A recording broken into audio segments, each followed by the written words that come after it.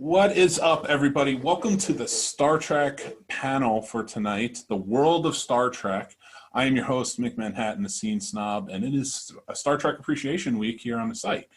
So thank you for joining us. I have an amazing group of characters, not really characters, wonderful people, I should say, but they have characters, so that says something, on the show tonight, and we're going to be talking the world of Star Trek. So basically how this is going to work out, I want to start by talking about in-world. I want to talk about the commerce of the Federation and the surrounding territories. I want to talk about the history. I want to talk about the science. I want to talk about the education. I want to talk about the entertainment side of things.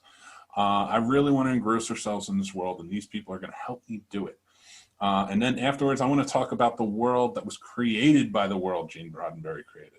So that, and I want to talk about the cons. I want to talk about the fan appreciation and things like that. So without further ado, let me introduce this fine group of panelists. At first, I want to go with Casey Plott. Please, Casey, introduce yourself. Hi, everybody. My name's Casey. Do you have anything to promote? I don't have anything to promote except for the Scene Snobs. Oh, well, which, if you're already here, you're already watching. I very much appreciate that, sir. Thank you so much. And Casey and I go way back. We've done podcasts together, a Mystery Elephant podcast, and he has also done Off Topic Radio. So he is a seasoned pro in this. I want to ask you, Casey, what is your favorite series in the franchise, and who is your favorite captain? I'd have to say my favorite series in the entire franchise is Next Generation. And my favorite captain is, oddly, over the years, has turned into Captain Benjamin Sisko. Very nice. We are going to get back to talking about why, but I thank you for telling us. And I want to go on to Ian. Don't mind me. I didn't even introduce my wife on the show last night. So, no problem, Rick. And that will be my name for the rest of the time. Rick Berman, to be precise. Ian Lovejoy, he is a councilman out of Manassas, and he is up for re-election, so make sure you get out there and vote on Election Day. I want to just say that, but please, sir, if you'll introduce yourself. My name is Ian Lovejoy, and like you said, I do serve on the Manassas City Council, but I'm not really here to promote anything. I'm just excited to be with fellow Star Trek lovers. This is the month normally would be going to convention and wasn't able to, so it's nice to get a little dose of it here with some like-minded Star Trek fans. So excited to be here. My favorite series is Deep Space Nine, and I agree with Casey. It's Ben Sisko. So that's definitely where I am now. Yeah. Very nice. Awesome. Thank you very much. And Ariel, Baska, please introduce yourself and what you're here to promote. Hi, I'm Ariel Baska. I am the host of Ride the Omnibus, but that's not really important because we're all here to promote Star Trek, really, and our love of that, and also our love of Mick Manhattan because he's amazing and put this whole thing together. But if I had to say that I have a favorite Star Trek series, it is DS9. And my favorite captain will still, unfortunately, have to be the captain that I grew up with, which is Captain Picard, because, yeah, he is my captain. I will say this before moving on. I do want to promote Ride the Omnibus. It is a fantastic podcast, and it has taught me a lot, and about not just about movies, about books, about history, about sciences, and everything in between. Ariel is a fantastic educator, and if you get the chance, go listen to the podcast now. Now, my next guest, Mr. Matt Anderson. I'm going to allow you to introduce yourself and promote, please, sir. Excuse me. Hi, I'm Matt Anderson. I am the co-host of a show called Terribly Awful, which is right now filming season 3. Mick, you're going to be a guest star on it. The series will start the first Wednesday in October and will run for 12 weeks. So something nice to enjoy during the winter months, fall and winter. As far as Star Trek goes, my favorite Star Trek is DS9. I'm so glad to see so many DS9 fans here. And as far as captains go, Benjamin Sisko is definitely one of the ones. Kirk is still always my first captain, but the captain I think that doesn't often get a lot of credit, but he actually had a fairly decent impact, is Captain Jellicoe. Wow. Wow. Because he came in and he got Deanna Troy out of those ugly ass jumpsuits, and he he switched installed some discipline, and he got that ship tighter than a drum. So from 3 shifts a day to don't 4 get me shifts wrong, a day. Ben was the perfect, Wow. the perfect in between. You know, the stuffiness of Picard and the shoot from the hip of Kirk. But Captain Jellicoe, he's still the man as far as I'm concerned. Right up there with Ben Maxwell. Right. Oh, Ben screwed up when he didn't go do things right. At least Jellicoe was on orders. Casey can attest this, and I was actually, after Alex went, I was going to say, no BS. Of course, my favorite captain is Captain Jellicoe. It's not really my favorite captain, but Casey and I have had many an argument over whether Jellicoe is actually a good captain or not, and I maintain he was, and Casey maintains he wasn't. He was certainly in charge of things. He got rid of the Still fish. figured out what those things were. No, I mean, Captain Jellicoe is the kind of leader that when I was in the military, I kind of followed along.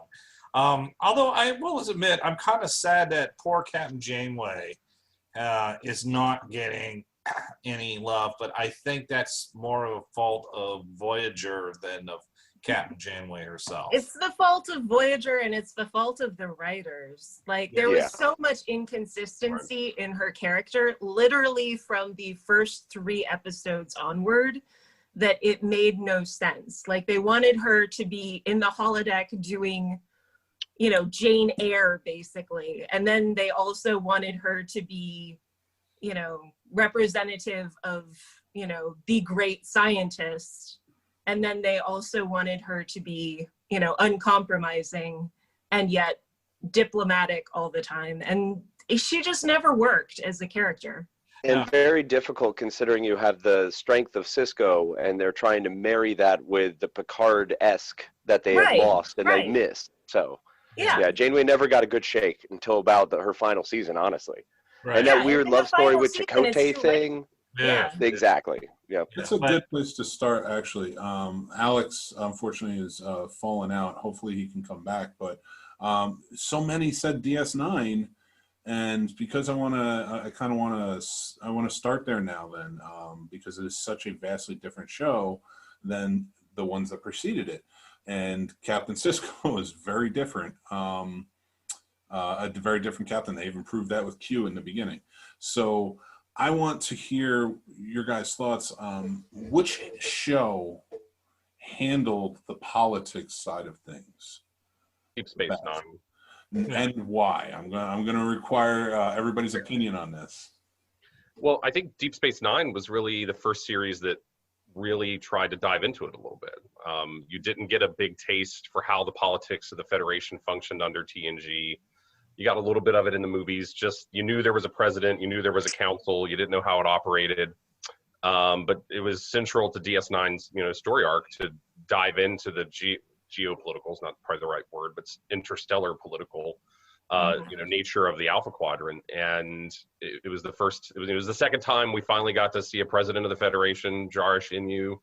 We saw, we heard the Federation anthem for the first time, and Take Me Out to the Holosuite. So those are kind of like the key points that they added a level of depth to the political nature of the Federation that was just not in existence in the other series. And so I think and I think that's actually missing from consecutive series. Like I would love to dig deeper into those things outside of books, which many have been written. But so that's my vote.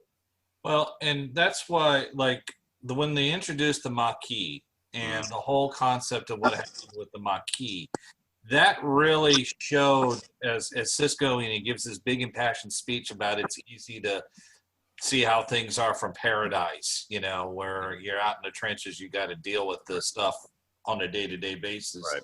And that's where I like with Picard, the new Picard series, is it really shows exactly what happens to a large empire like the Federation. And yes, I'm not saying empire as in like Klingon empire. I'm saying its expanse was great.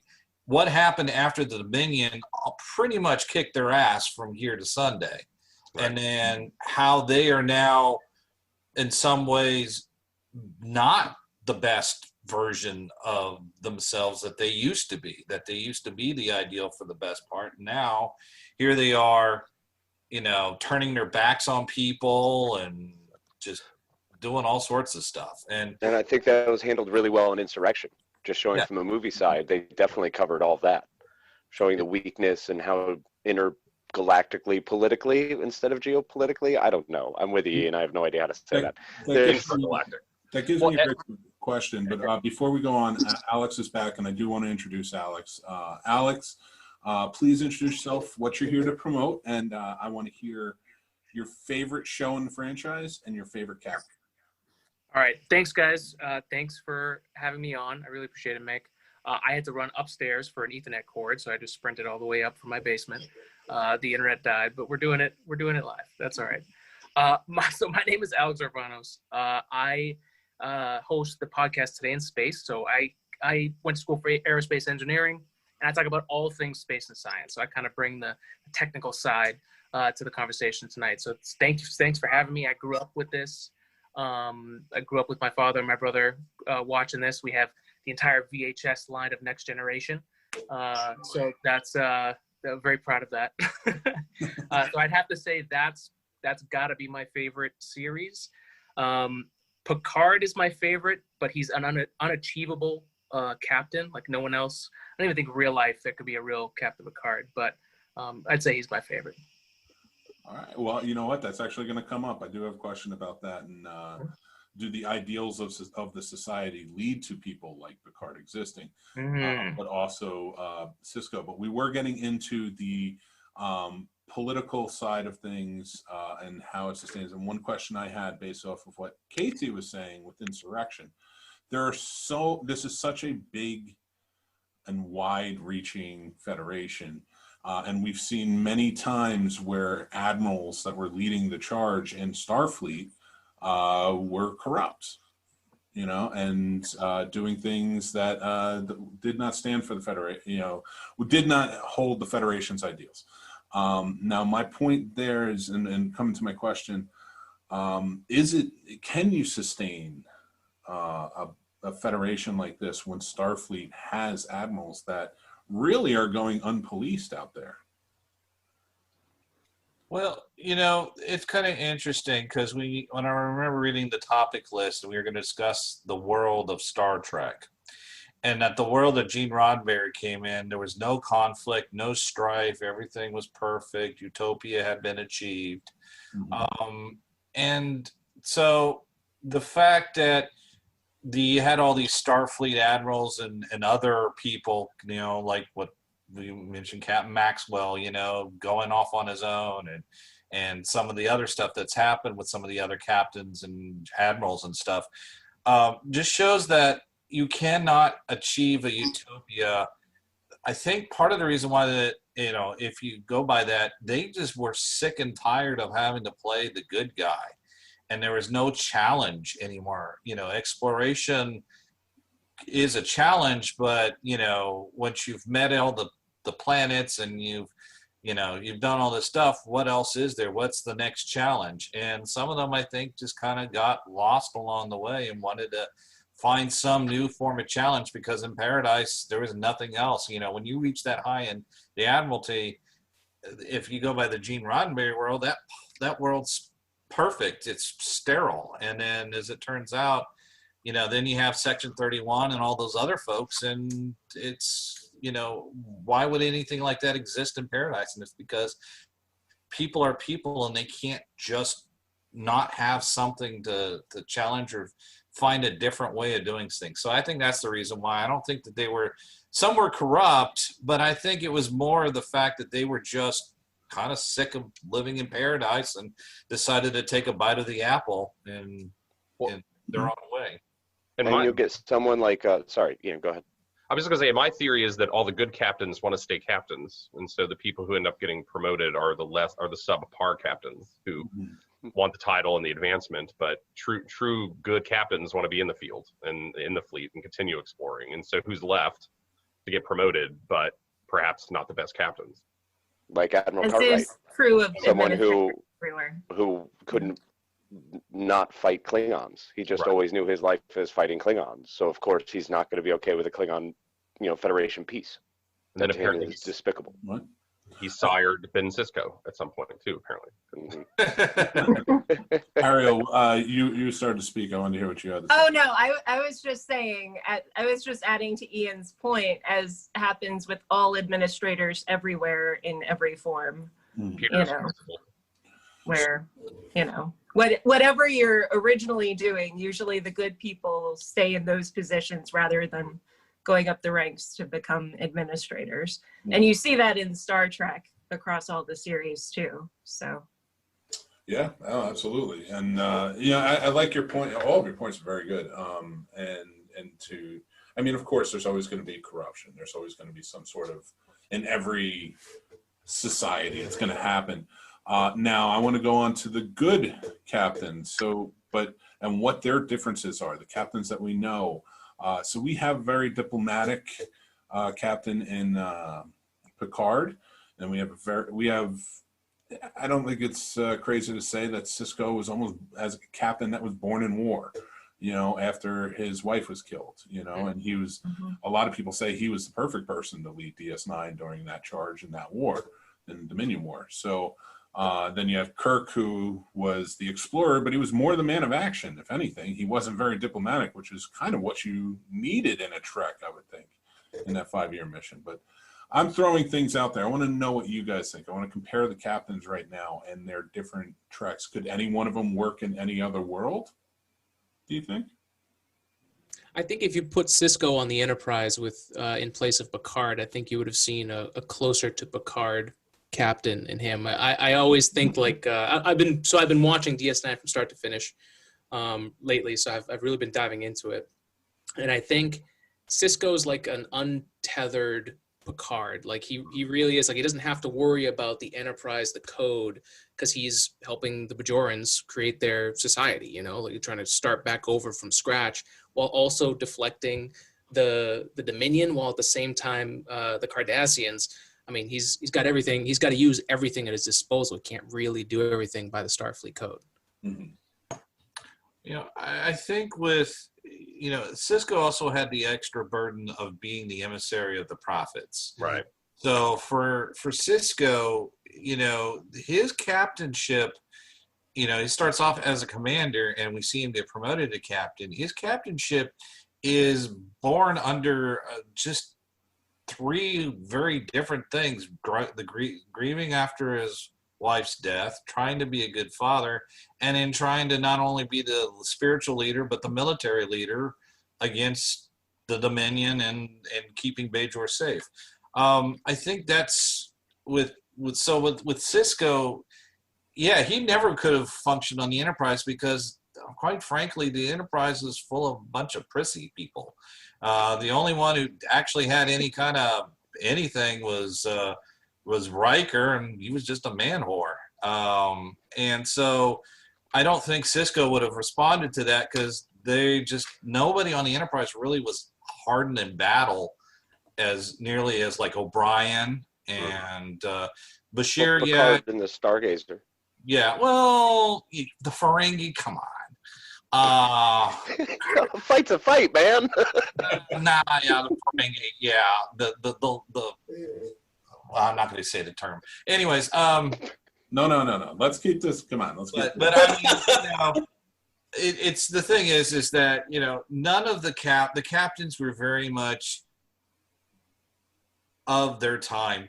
Kirk was the Federation was still fairly young-ish.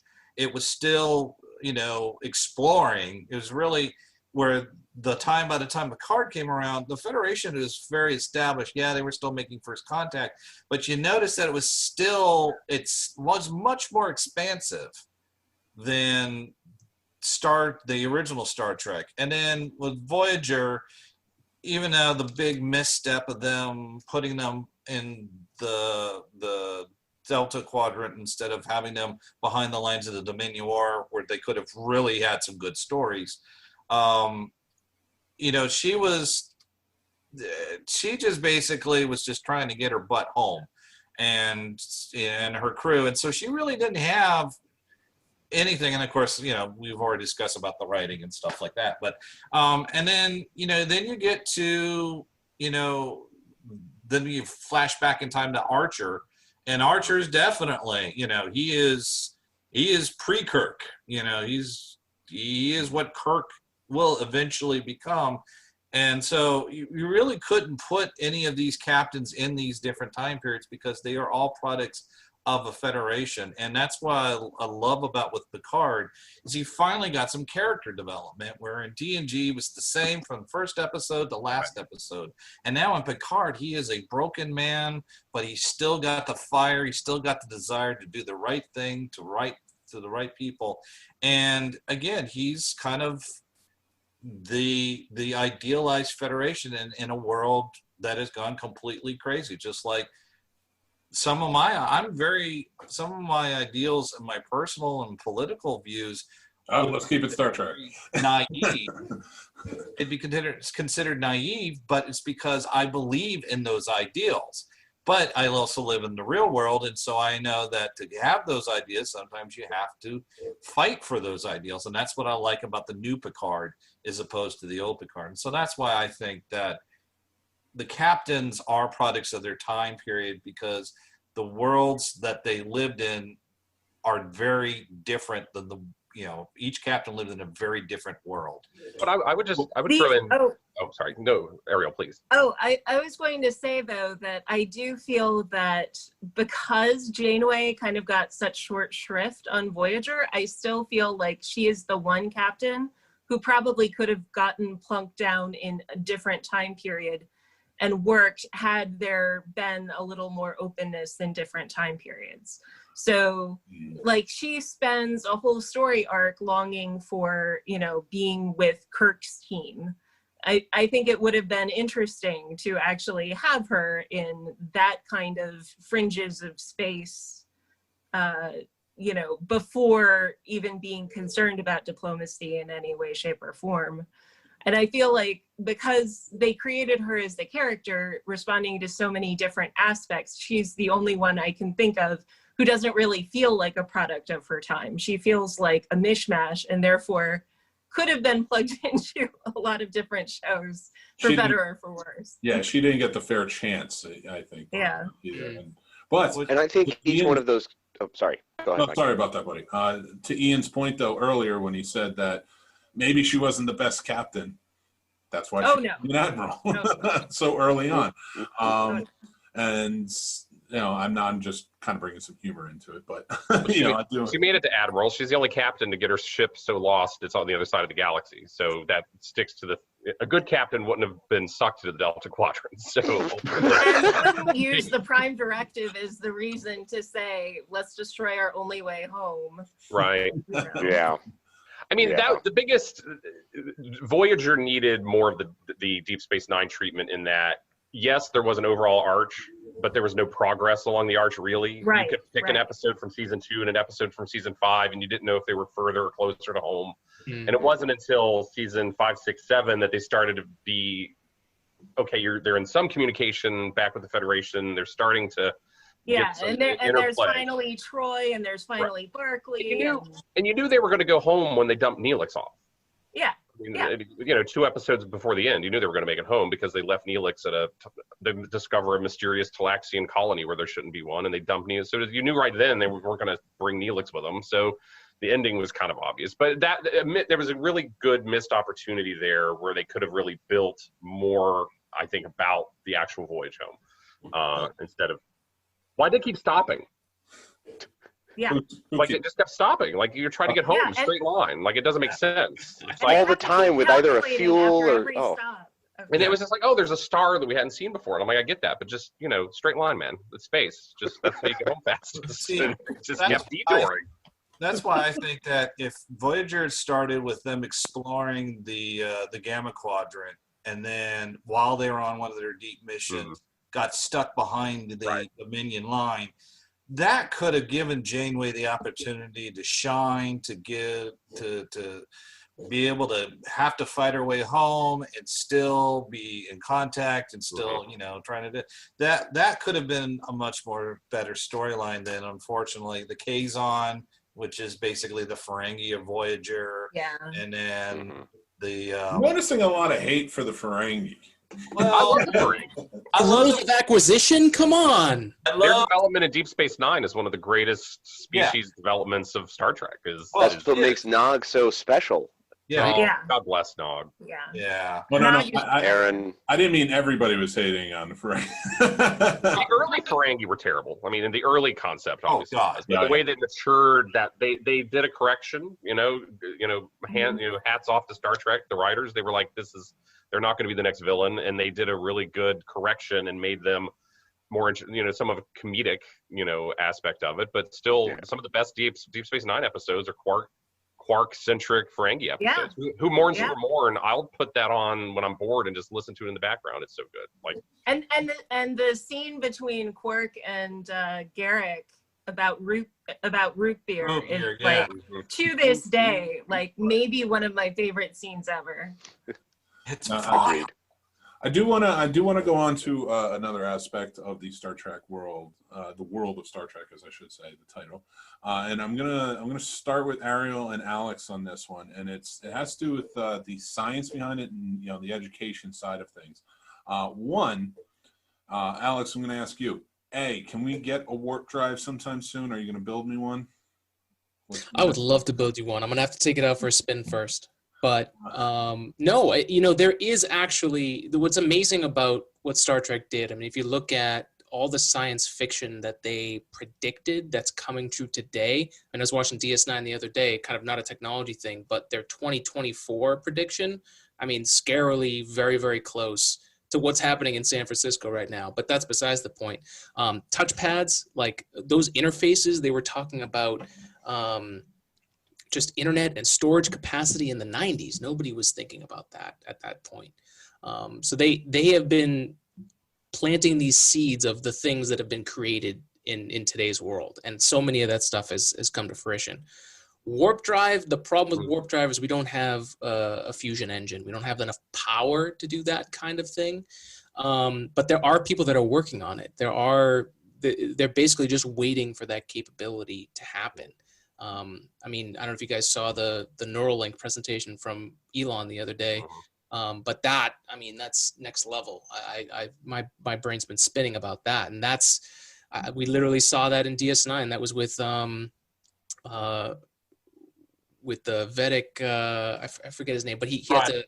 Right, they kept replacing parts of his brain. That little button that's on his head, that's basically Neuralink. I mean, that's essentially like all those little things are C's that are put in. So yeah, I think it's possible. That one requires a lot of energy.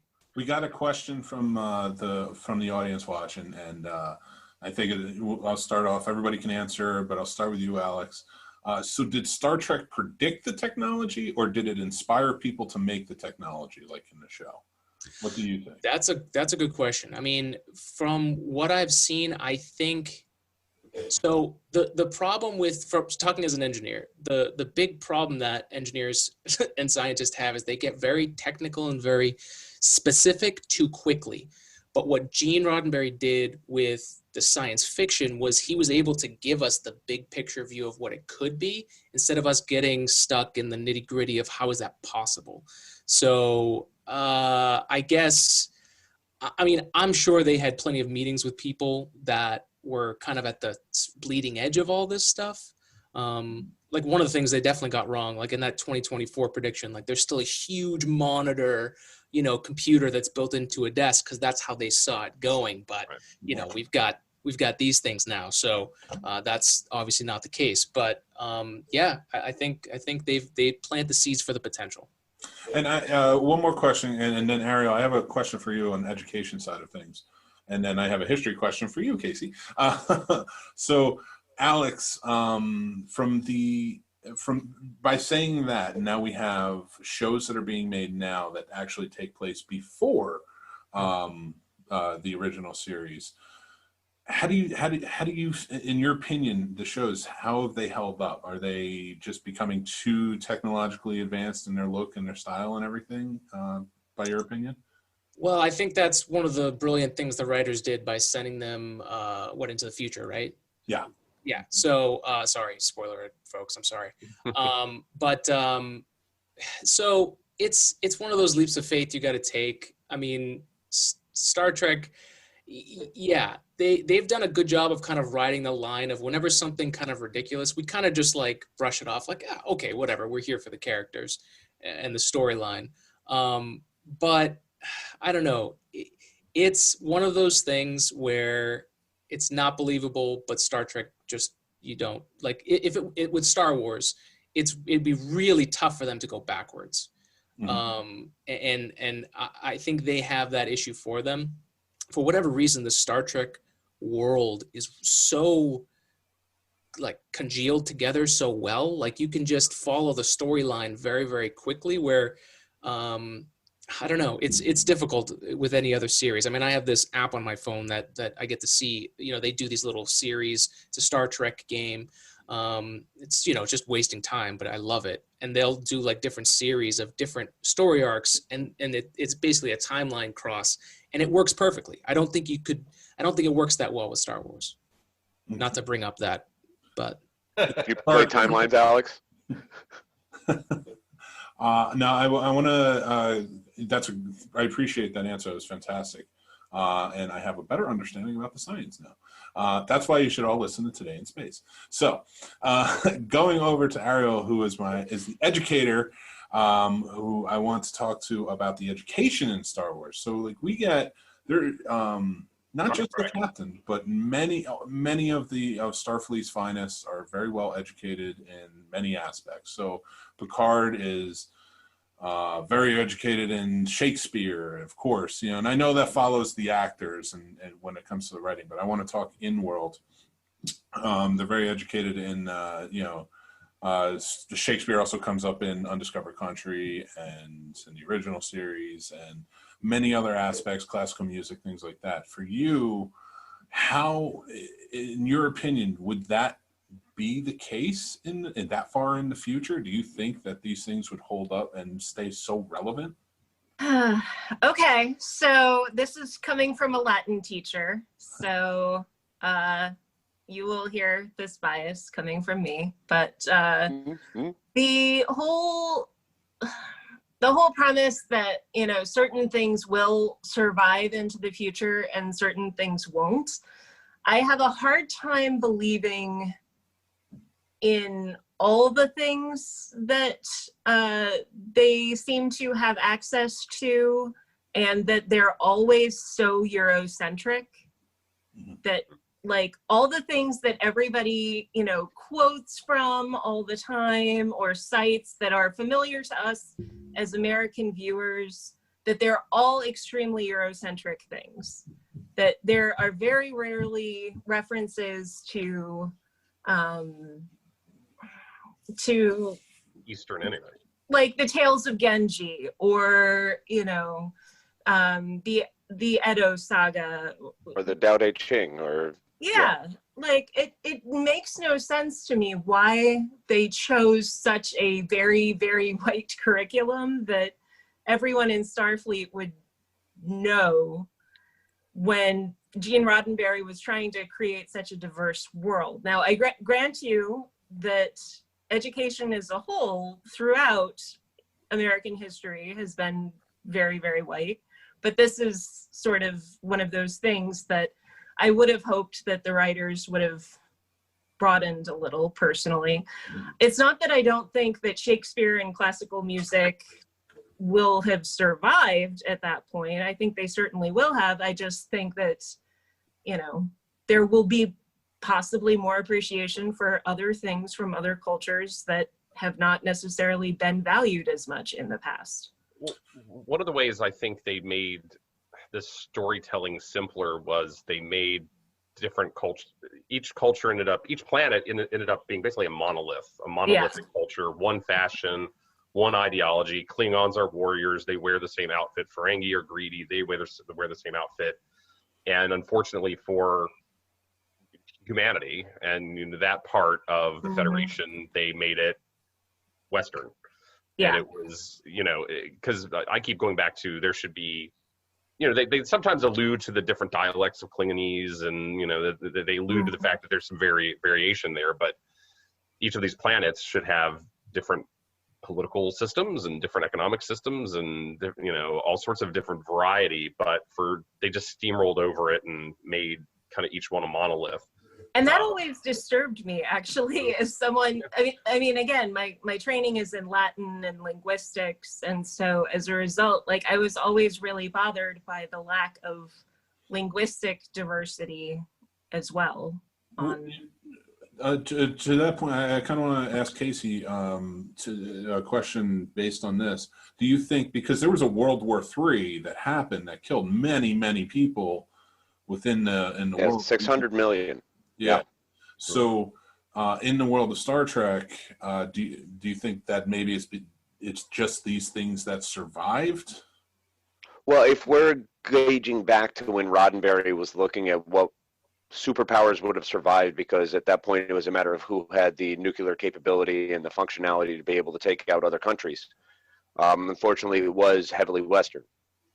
So when you're looking at it from that angle, from that aspect, the people who would have survived in his mind were Americans first. Mm-hmm. So everything from there kind of trickles down.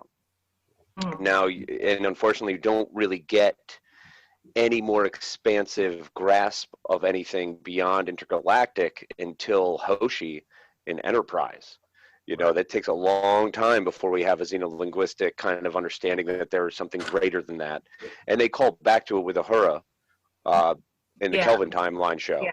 Yeah. But it does take a long time for us, and that's more of just culturally where we are. Now, that's the great part about Star Trek. It was always bleeding edge because you have the first interracial on-screen kiss. You have these other incredible historical things that happen along the way, yet it's really hard to break from the fact that it was heavily Western influenced, and the idea of at that time who had, if we think about now, April 5th, 2063, well, of course, we're the ones who have all the nukes.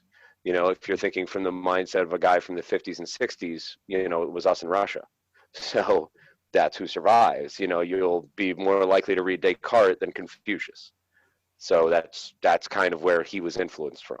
Okay. Oh, no, I totally get where he was influenced from. I just always thought it was interesting, though, that there wasn't this idea, given the obsession with archaeology, specifically with Picard, there wouldn't be this sense of going back through the rubble to find other things from other cultures. Right. As much as Picard pushed on, even he mentioned the Sumerians, and yet never, because he brings up the tale of Enkidu. And that was the end of it. Yeah, exactly. The only one who actually showed any interest in other than Western culture was Sisko. Because he had all his African true stuff. So again, another reason why Sisko is such a great captain is he actually was not just like every other captain liking all the same stuff. Although I have to admit, I kind of like on Lower Decks in the last episode where Mariner comes in and the character Boimler is playing this, stuff that you'd hear on Next Gen, a violin piece. So she just comes in with a heavy metal guitar and just starts jamming. Well, that's I don't even know where this fits in anything. I just want to observe the number of times they would open a scene with a captain just reading a book, listening to classical music alone in their quarters. Right. Yes. I don't know what the point was they were trying to make exactly, but it was just shocking. Every time it comes up now when if you binge them, it just happens in every other episode. It's all the time. The downtime is spent reading a book. Just showing captains are chilly, and captains are chill, man. They're definitely chill. Want to read the holodeck. They're smart and elitist. They are. It's all jazz. It's all classical music and books. And it's interesting too, because if you I've been thinking about this lately with everything that's going on. And I've been trying to think of it with context, right? Like 1966, right? That was that's when Star Trek started. And so they only had their 1960s mind and perspective to even think of this stuff. So I'm not giving them leeway, but what I will say is, for a series that's lasted this long, it has a track record and a habit of growing with the times and growing with the added knowledge. Absolutely. So I know it's tough, especially I didn't even live back then. So I'm like, okay, well, what were they thinking? You watch Kirk now, you go through the first series, you're like, woo, like this. There are some rough TOS. I mean, yeah. Lincoln. So much rape. I went back and rewatched the first season recently with my husband, and I was TOS. like, yeah, TOS. And I was like, I don't remember it being this rapey, but apparently it is. Well, they have the yeoman bringing food to the captain on the bridge, and like they cut that after what? It was just like, really? They explicitly say about, I think it's either in the original pilot or it's somewhere in the original TOS where they're knocking having a woman captain, like how it's it is. When number one had to take over after Pike was captured, and that's why I'm glad they're bringing on the new track on Discovery with Rebecca Romaine and giving her number one her due finally, instead of this female will breed superior intellectual children, instead of banging on her because she's a woman, finally letting number one. And the short trek she did with Spock when she's singing Gilbert and Sullivan is just, I love that bit because she's being a person instead of just a female. Yeah. And I did love that too. I actually watched that recently again, and my kids are starting to love the short treks as well because they're doing a phenomenal job with them. I do want to ask this though, since we're kind of getting into do you think that going back and reshaping the beginning, with like the new Pike series that's coming out, Discovery, even though it takes place in the future, they're still going to have a way of thinking from before the original series, and any new shows like Lower Decks coming out, are they do you think they're going to help the world, help build the world, or are they going to be able to kind of right some wrongs? Like last night we did a reading of Cupid, and it got very weird when the character of Vosh walks in the 10 forward and Riker just stands right up ready to go. Like it's things like that that are kind of need to be rewritten. Do you think that they're doing that with these new series in a good way, or? Well, look, first of all, some of us would also stand up if Vosh walked in our room. So let's just hold up there. But all right. They stand right behind her and say, "Eternity never looked so beautiful." I mean, I think lovely. The line was lovely. I think they're going to. They're definitely not going to make the same mistakes that were made in those original episodes. I don't know. I assume they're not going to overcorrect it with a heavy hand, because then that has its own problems as well. I think they're just going to do better. They're just going to do it right. They're going to do it better with contemporary sensibilities. If they overplay it, then it feels too artificial. It's too clunky. I think just by writing it the way it should be written with 21st century sensibilities, it's going to be infinitely better. That's not a part of canon. I need it cleared up. I don't need them to kind of explain why one ship was sexist and this one isn't. I don't need them to have I don't need a clever reason for that. I get it. One was made in the 1960s. This one's made in 2020. I know why it's that way. I don't need a clever in-story answer as to why sexism was rampant on one ship and not another. You can be like Worf and say, like, we never don't like talk about this. Yes, we don't like to talk about it. Like, I appreciated them explaining the cranial ridges in Enterprise, but you didn't need to do that.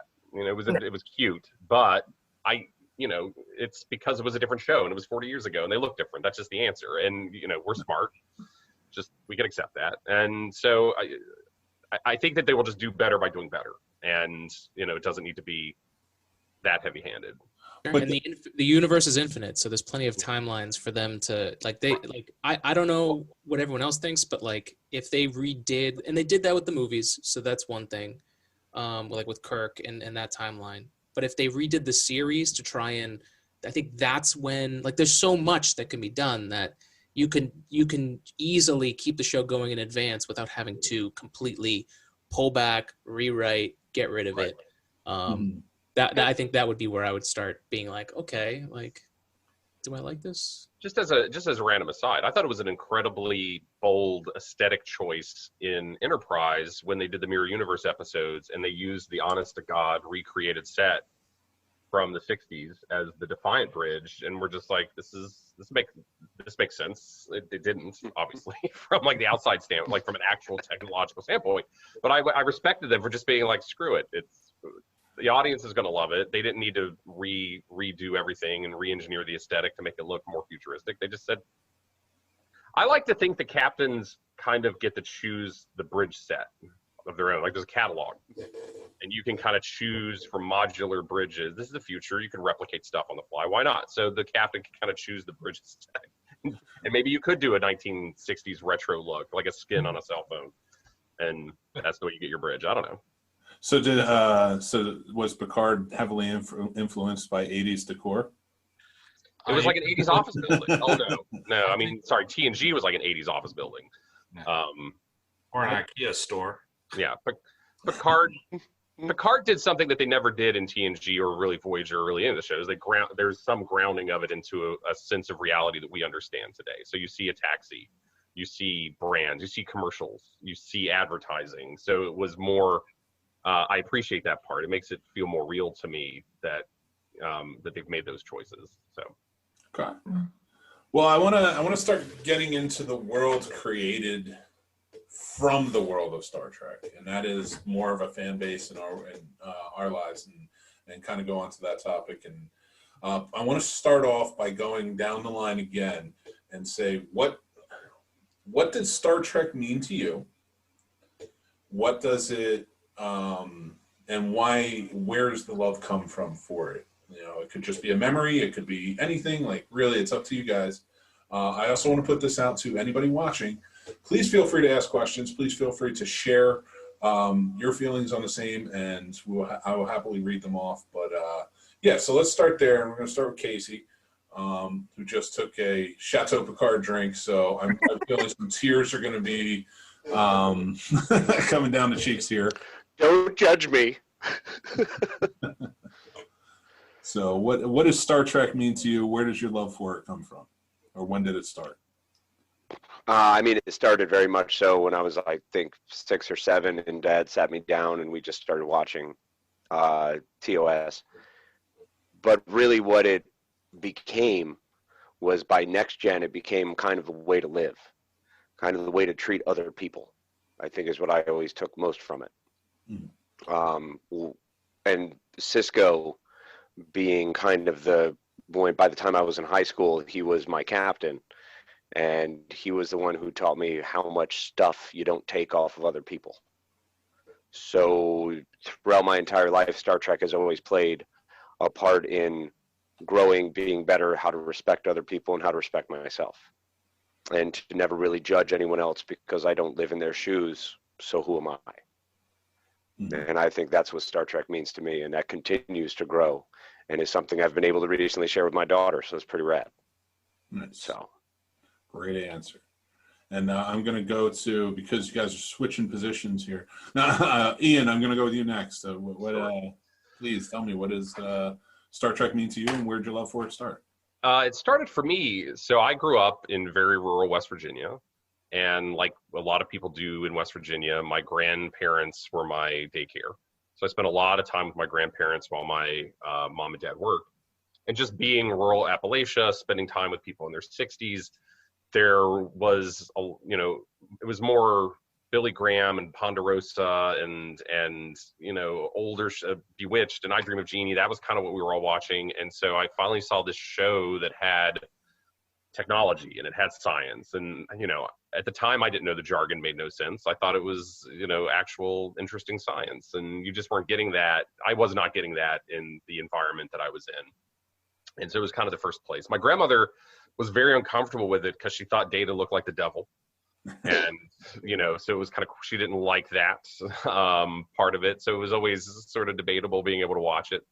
But for me, it was just being able to have that introduction to just sort of the scientific part of it that was just sort of lacking in that upbringing that I liked a lot. And then I didn't even know. I mean, I think I watched a lot of Next Gen at the time before I even really knew there was the original series, frankly. Like I didn't even understand how they interrelated. And so it was years later that I finally went back and watched TOS and realized how connected it all was. So I kind of went in the reverse order than what you were supposed to do. But it's I think if you ever get to go to one of these conventions, these are the stories that people are telling. I mean, people are becoming engineers because of it. People are becoming doctors, and it's just giving the ideology and just the way of thinking that it can introduce you to has changed a just incredible number of lives. Yeah, absolutely. We've even had astronauts on the show, so I mean that's a big deal. Ariel, how about you? What does it mean to you, and when did it start? Well, for me, it started when I was about 10 years old. I was a latchkey kid, and luckily for me, my parents didn't realize I was watching Star Trek all the time because they officially did not approve of science fiction or fantasy. And Star Trek and Doctor Who are the two things that are responsible for my deep, passionate love for science fiction now. And I really never found any other girls I could be friends with until college who also shared my passion for Star Trek. When I got to college at William & Mary, there's a group called the Science Fiction and Fantasy group, aka Skiffy, and we started going to science fiction conventions in college and had a lot of nerdy fun, and like they are still my social group to this day. Like we get together and have Zoom parties watching bad horror movies on a regular basis. But it's like Star Trek is the thing that brought me together with my tribe, even though it took me how many years to find them.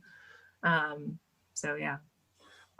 I have to jump in because you mentioned the tribe real quick. I met a girl at the first Star Trek convention. We dated for 5 years and got engaged. Oh my goodness. Congratulations. We did not get married. Just got engaged. Okay. Okay. It did not end the right way, but I just want to say you can find, it's fascinating. I met a girl at a Star Trek convention and we almost got married. And now she's Thanks, dating, Ian. You've given me hope. she's dating a Roddenberry podcaster now in the Roddenberry network. Oh, So wow. I wasn't good enough. She's moving herself up the ladder to Star Trek. But he's not on this panel, so Yeah, forget that guy. take Go that. Ian. Take that, Roddenberry podcaster. Matt, I'm going to go to you. I want to hear what's your love for Star Trek and when it started. All right. Well, my love for Star Trek started when I was about 6 or 7.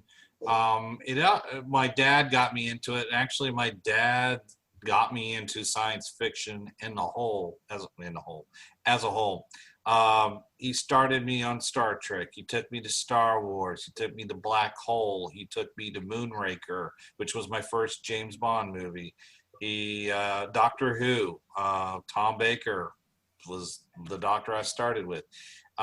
So it started pretty much at that young age, and it pretty much shaped my entire existence, and it showed me that, the creativity of the human mind and the ideas. And you look at it back now, and some people, Turnabout Intruder, people always bag on that one, and some of the other, Spock's brain, but for a 6-year-old kid, that was amazing, and it showed me that that it was okay to be creative, and it was okay to be smart, and it was okay to learn and study and grow. And Spock showed you, what it meant to be a smart guy and be the smartest guy in the room. And Kirk showed you what it means to be true to yourself. And McCoy showed you what compassion was. And then, Next Gen, when Next Gen came along, and I was just absolutely excited by it coming out. And now I look at the first 2 seasons of Next Gen, and I absolutely loathed them.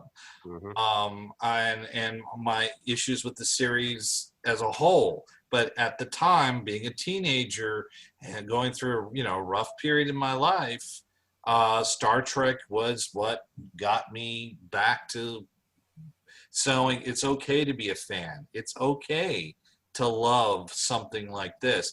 And it's okay to share that love. And if people don't want to share it with you, well, that's okay. But that's what Star Trek really showed me, is that it showed me my love to science fiction as well as my love of creativity and writing stories, and just thinking about all the different ways you could be who you are and not have to apologize for it, which is one thing I will say about all of the characters in Star Trek, no matter which series you watch, none of them apologize for being who they are. They are secure in who they are. The only thing I can definitely say, though, is when my son told me he is not a fan of Star Trek, it got me right here. But that's okay. He's a Star Wars kid. We both love Star Wars, and we both love our show. So, it's okay, because we all have our loves, and it's okay to love and not necessarily have to like everything that everyone else does, but still respect that love and that your interests. So that's what it does for me. Absolutely. And that's amazing. And I will tell you, there's still hope for your son. Oh yeah, this time. I am a late bloomer in Star Trek. I watched Next Gen as a kid because it was on syndication, and that's what you watched at 7 o'clock after dinner on Saturdays. Casey knows this. I fell in love with the movies when I was a teenager, and that's what got me into the world of Star Trek. Well, there's also a science. I'm sorry. Oh, no. So I was just going to say, that's what got me into to fall in love with it, and then go back and rewatch the series. And like you were saying, I think you were going to say the science behind it. I was going to say also the ideals behind it. I think but there's also a science to introducing new people to Star Trek.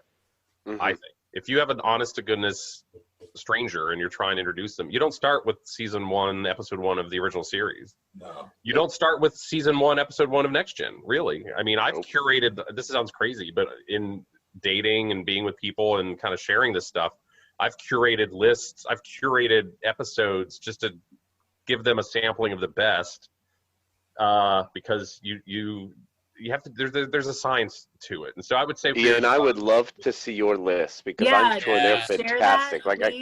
Seriously.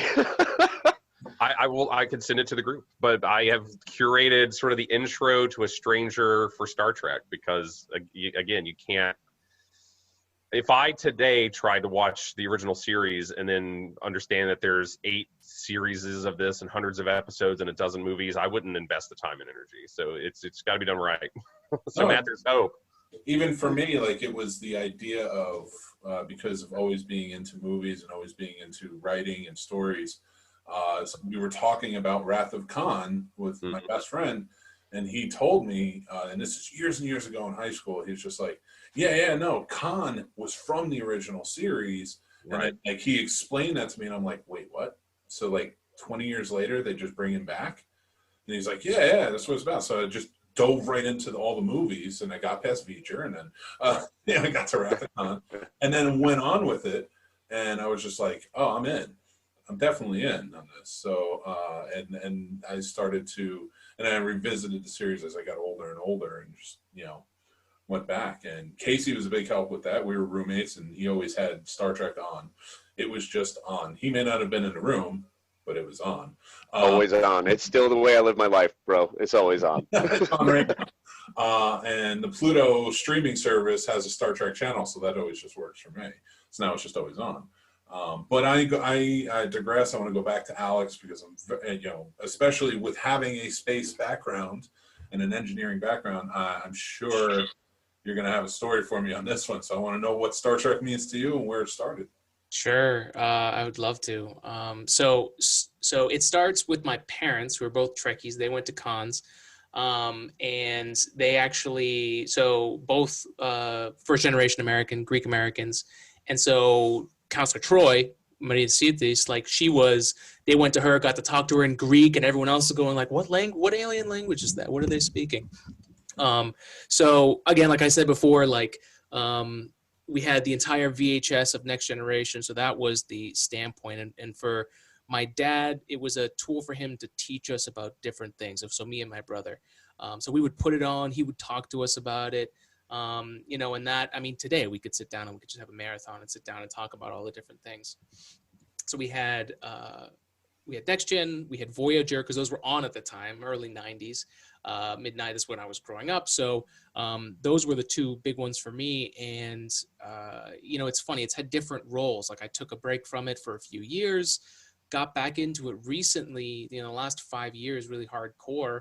Obviously with Picard coming out, it was, with my girlfriend trying to introduce her to Star Trek. So I had to, with the season coming out, every time an episode would come out, I'd be like, okay, we need to watch this episode. So I was curating a list while we were watching the season.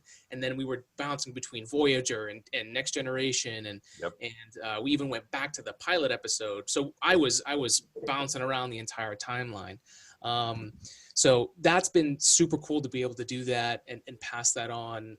And now she's correcting me on things in Star Trek. So that's fantastic. But right now, especially for me, so I went to school for aerospace engineering. For me, it was the space shuttle, which that really made me want to go. But it was also my deep love of Star Trek. Like, Geordi was a big, I mean, of course, with Reading Rainbow too. So I had LeVar Burton. Like I had him in everything in my life at that time. So it was great to have him there. Scotty, obviously, another famous engineer from the Star Trek series. But it was really, for me now where I am, it's about the storytelling. And for what I'm doing with Today in Space, shameless plug, what I'm trying to do is story tell what's happening into the industry. And I've really, since I had to dive back into this and teach someone else about Star Trek, I've been able to now, with all the knowledge I had growing up watching it, I can now look at the writing and the way that they constructed the story. And for me, that's one of the hardest things that science has in today's world. Science is on the edge. Science and scientific method and facts, whatever that means anymore, that whole structure, there is a storytelling aspect that's missing that Star Trek gave us all. So if I can share the story a little bit better by watching those episodes to understand, okay, it's not, the important thing isn't the number of the thrust that this rocket can do. The story is, why is it here? Why is it important? And so Star Trek for me has done such a fantastic job of doing the most difficult thing that scientists and engineers have a hard time doing, which is explaining the why. And so for me, that's everything right now is storytelling, and it's penetrated my being at this point. So that's where my focus is at this point, just the amazing storytelling. I want to change my answer. He had a better answer. Can I share my biggest Star Trek pet peeve? What's that? Can I? Oh, absolutely. No, go ahead. No, I love that, and I do want to go with that. I do want to go with the pet peeves, but Ariel, what were you going to say before we get to I actually never said what it was that I loved about Star Trek. I just sort of said what it meant to me in terms of like how I trickled into the world of Star Trek, sort of. But like what Star Trek meant to me as a kid was actually, I'm going to get a little personal for a minute. Because I was a very marginalized kid in a lot of ways. I grew up with disabilities and felt very alienated because I had a facial disfigurement. I later had cosmetic surgery when I was a teenager. But when I was a kid watching Star Trek, watching the way that the crew interacted, and the idea that, the alien races were not, different, were not, marginalized in the way that you would expect and you saw in like everything else on television. And there wasn't this overall sense of strife around absolutely everything on TNG. like that was what attracted me to it in the first place. And there was in Star Trek also this sense of ideals and the way that you should live your life. But I feel like I was most attracted to this idea that science ruled over everything, that appearances, the face value wasn't what mattered, and that appearances weren't, that you were always looking for the deeper meaning in everything. And it might have been the only piece of media I ever saw at that point in my life that really looked for the, you know, deeper meaning, the science, the, you know, whatever the specific detail was that drove everything. And I think for me, that was the thing that made me love Star Trek the most. That's a great way to put it, and I love that. And yeah, I think we all feel that way. And I can tell how Star Trek has inspired so many just in talking to you guys. And I see how it comes out in your personalities, in making entertainment, and working with science, working with linguistics, and working with people, and listening to your podcast, and how acceptance and such, and how everything you've been talking about recently. Leadership with you, Ian, and how you handle things, and you work to better people's lives. That's what, I see you do that all the time. I follow you closely. And Casey, you just look like an alien, dude. No. History was a big thing with Casey. Casey is very, he would bore me at times with history for hours, but I always learned something, and it was amazing. Because you would just go for hours and hours and hours when we lived together. But that's totally fair, bro. That's the data part of me. That's exactly. The part of me that was the more realistic portion of who I am as a human being. And I was able to relate to someone who was trying to figure out emotions as a kid, and that. Totally fitting. I can see it comes from like your love of Star Trek. So like this has just inspired so many, on so many levels, and that's why we see it in such big ways with the cons. And there's cons everywhere, and you have fans everywhere, and they just want to live that.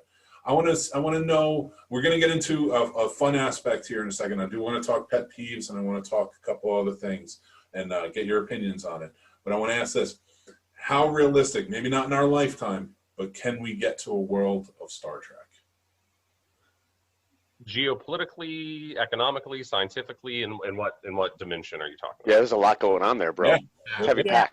The answer is yes. You all have specialties. Specialties.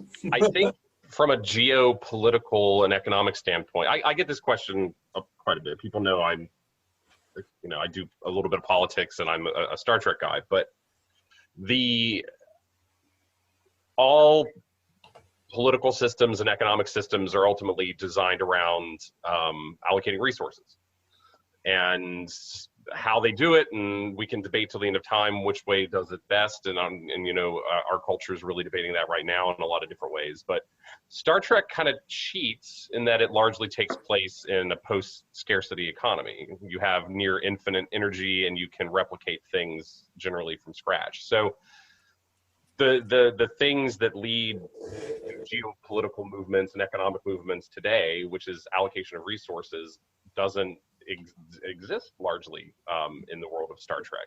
Anybody with a replicator and a fusion reactor can essentially create or do anything, and that doesn't even bring into the topic of the holodeck and all the things that you could do with that, and quality of life wise. So they kind of skip the part where you kind of go from any kind of allocation of resources based economy, and they skip over to just everyone can have anything, and as a result we all pursue our best selves, and that's why they're reading books and listening to jazz. So the answer is, as a local politician, the answer is life's much easier when you can type something into the microwave and magically materialize anything you want, and a lot of problems go away when you can do that. And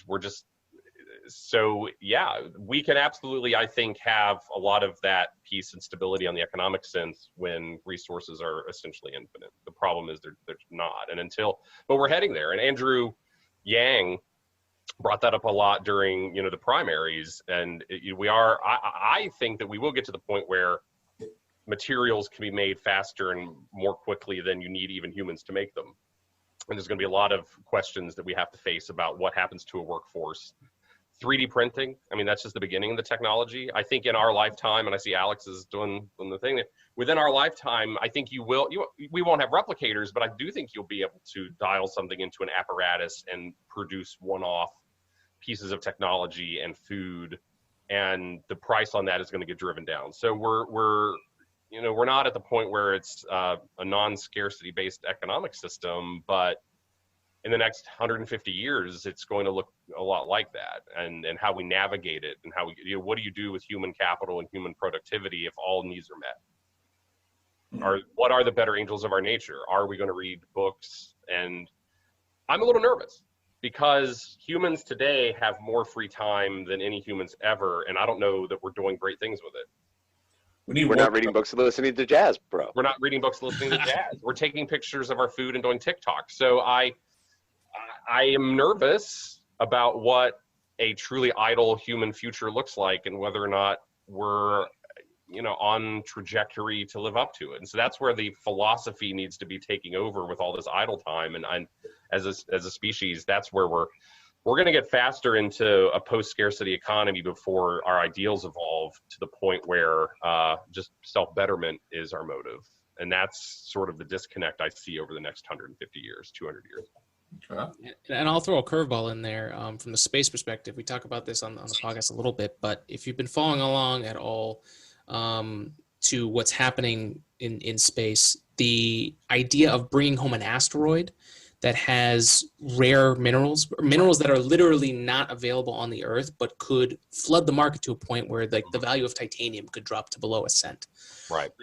Like that kind of thing. If we can start tapping into the resources that are out there in the solar system, the question, I mean, that's amazing. So there's already people who are scouting out asteroid fields, doing prospect mining, essentially, to try and tell people where everything is, and then someone with a mission is going to go there.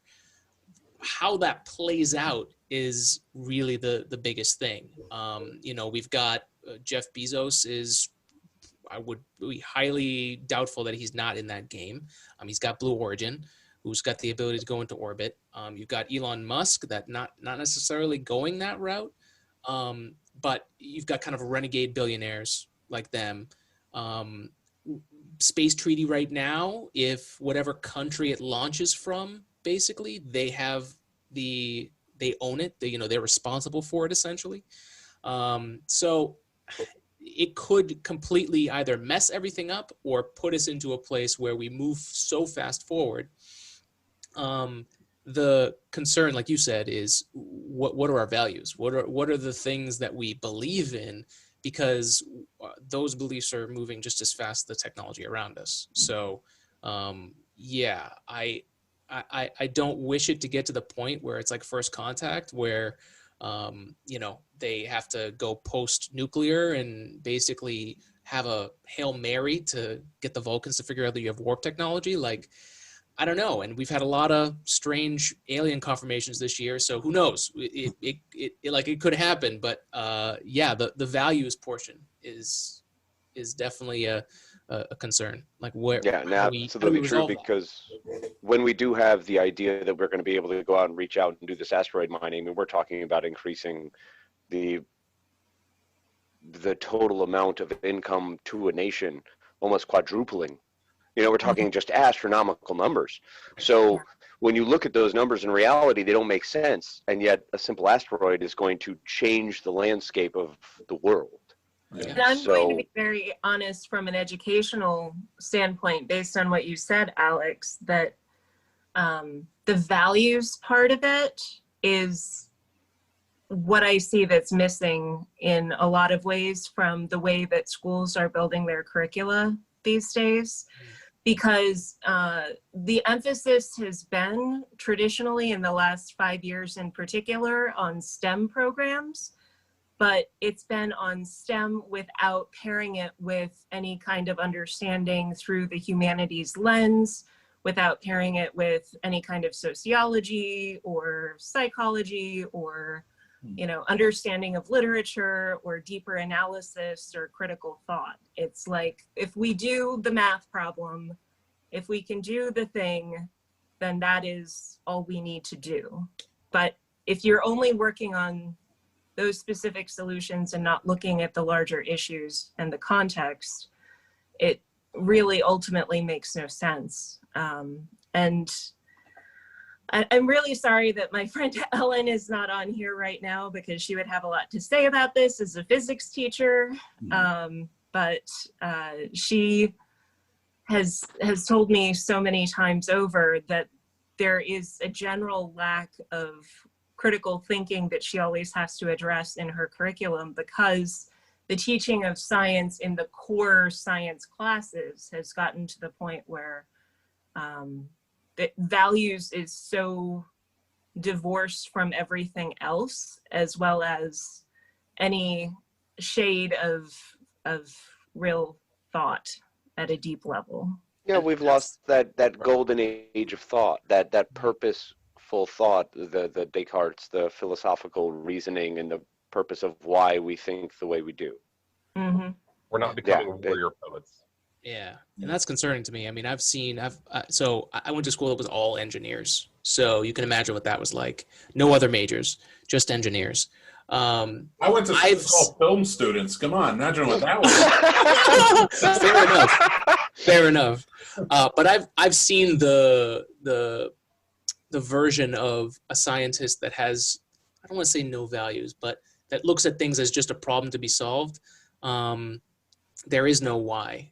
We're just amorphous, and this is a belief, and I'm not saying that it's wrong or anything like that. I'm just saying if that has a certain color that it adds to the hierarchy of humanity, if everything is nothing and it's just materialism, and it's just another boring problem to solve, just things and stuff.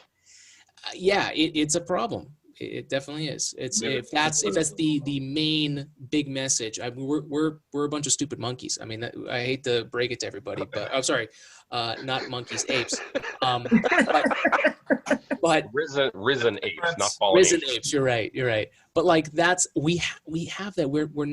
We're not cybernetics. We're like, and if you have that ability and that's how and that makes you a good person, great. Like that's all you. But it's not for everybody. And something that Andrew Yang said on a podcast, not to bring him up again, but he was saying that, like you were saying, there's this big push to be STEM and engineers, but I can tell you by the school of just engineers, like 20% of those people dropped out freshman year because it wasn't what they wanted to do. And more people that go into the STEM fields without knowing what they want to do with it, or where they want to place themselves, or what skill they want to use, they hate it. It's paperwork, it's grinding. I've met so many men that have lost their hair super early that I would guarantee is the stress from an engineering job and not having that outlet. So it's definitely something that needs to be worked on. I'm going to go out on and go steer away a little bit here. Maybe it's just because I do more entertainment than most of you folks. The one thing that actually that Alex said earlier is power, and I think that all those things are possible if we have a way that we can find the power to get it done. And as far as education, I agree. If you just knowing how to do the problem isn't going to get you to understand why the problem is there. I took a stats class, a business statistics class, for my master's, and all I focused on was the problem solving. I didn't understand why we were doing it. I just tried to figure out what the problem was, and I got a C in the class because I didn't understand what I was doing. I was just doing the work. So you definitely have to understand what goes with it, with what you're trying to do, along with understanding how to do it. And I think if we can, as a species, can get past that point where we're constantly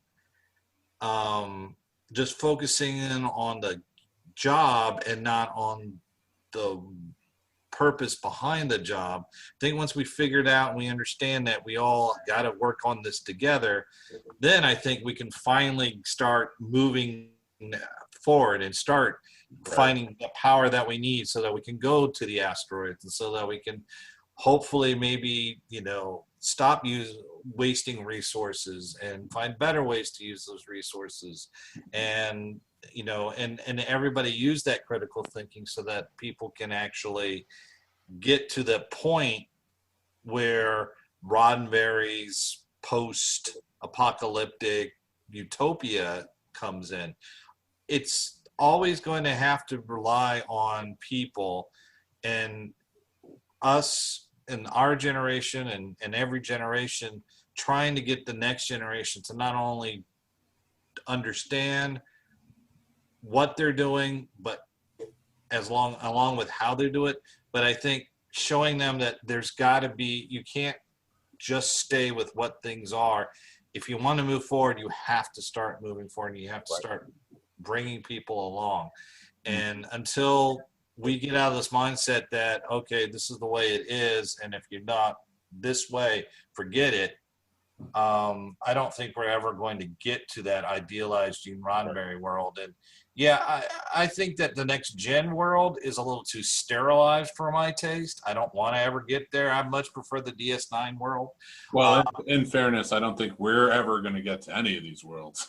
Hopefully our kids or great-grandkids. Well, DS9 is often in many ways the world that we live in now. The whole thing with the Bajorans and the Circle and Vedic Wind not allowing the teaching of the science of the wormhole, that it was the celestial temple, period, end of sentence.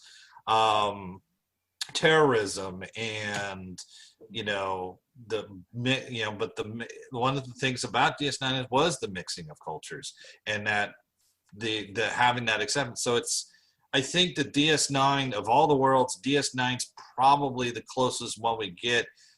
Unless of course we're talking post, somebody does launch the bomb and then we get to Enterprise. But honestly, I think DS9 is probably the closest that we're at, but it's definitely what could be if we stop a lot of the stupid stuff that we're doing now and start working together to move forward and stop this polarizing and isolating and marginalizing everybody.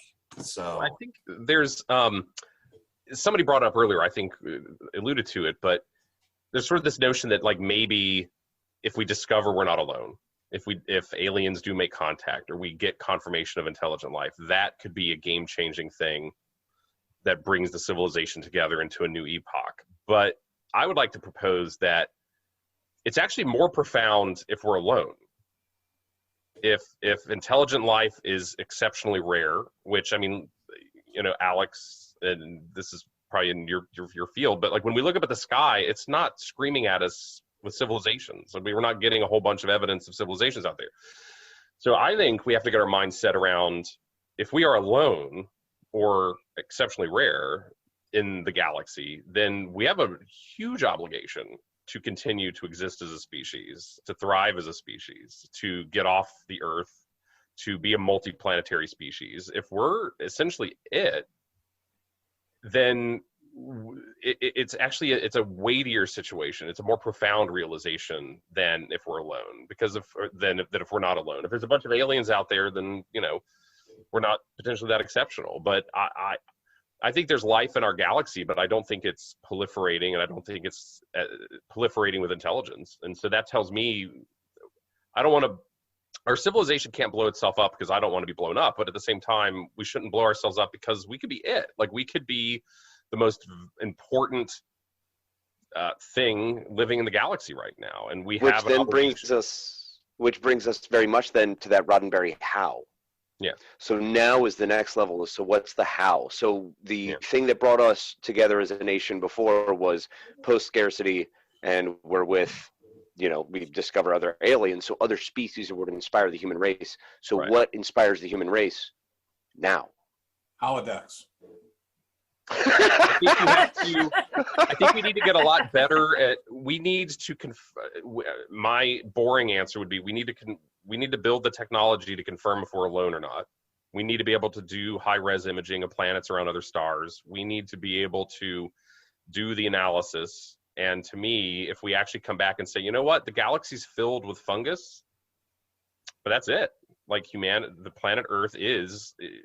We appear to be alone. I think that like confirming that the science needs to tell us what our place is in the galaxy. Agreed.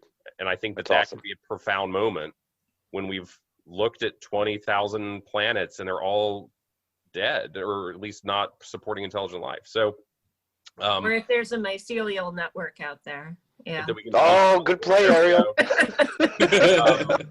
But I mean, Alex, you could answer this better than anyone, though. If there was a Star Trek-like proliferation of civilizations in our galaxy, we would probably be able to tell right now. Well, well, taken from the Gene Roddenberry, there's two things. The first thing to get everyone's mind thinking is, what if we add time as the variable of the equation of, are there aliens? Right. Maybe they're not now, right? They could have been in the past. Right. They might not even have developed yet. So we're looking at now, but we're not even considering the other variable in the equation, that it's not time to look yet, right? So that's totally possible. The other thing is with the Gene Roddenberry example, it wasn't until we achieved the warp that the Vulcans actually decided to come check us out. There's nothing, extraordinary of what we're doing here in our solar system. So, one of the things that I'm really excited about that Elon Musk is pushing is this humans, interplanetary human species. If we can prove and show that we've got ourselves on different planets, that could be the thing that, if they're really as intelligent as the aliens that we think they are, why would they care about us apes here on this blue planet in the middle of nowhere?